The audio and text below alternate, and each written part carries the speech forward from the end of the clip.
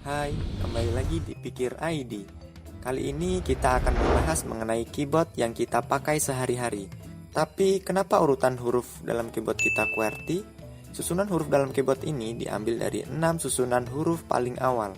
Pada zaman dahulu kala, keyboard pada mesin tik kebanyakan menggunakan susunan huruf sesuai dengan urutan alfabet kita.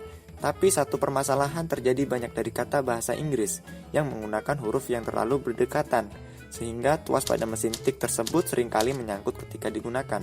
Oleh karena itu, pada tahun 1874, Christopher Soles memecahkan permasalahan tersebut dengan membuat mesin tik model huruf QWERTY. Ia mendesain keyboard QWERTY untuk memisahkan pasangan huruf yang sering digunakan agar menjadi berjauhan, sehingga mesin tik akhirnya jadi lebih efisien ketika digunakan. Meskipun begitu, ada sebuah temuan lain yang menjelaskan bahwa susunan keyboard QWERTY ternyata dibuat untuk memudahkan komunikasi dari telegraf yang berbentuk kode Morse. Susunan alfabet biasa dianggap sulit digunakan untuk menerjemahkan kode Morse. Akhirnya dikembangkan susunan keyboard QWERTY yang terus digunakan hingga sekarang. Lalu, apakah QWERTY memperlambat laju penulis? Jawaban pertanyaan itu masih diperdebatkan hingga sekarang.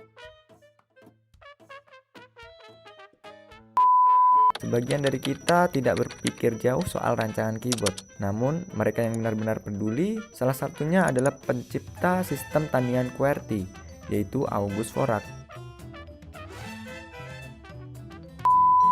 Yang dilahirkan di Minnesota, Amerika Serikat pada 1894. Ia adalah psikolog pendidikan yang yakin bahwa sistem QWERTY masih bisa dikembangkan.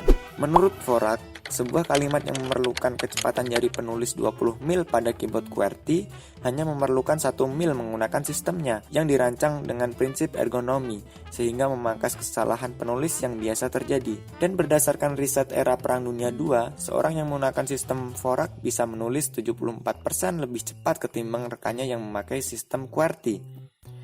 Adapun beberapa contoh keyboard lain seperti keyboard Hero dan keyboard TOS1. Ya, anehnya kita tetap menggunakan keyboard QWERTY, meskipun kita sudah jarang menggunakan mesin tik lagi.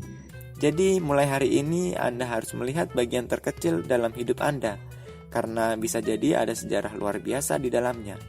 Sekian dan terima kasih.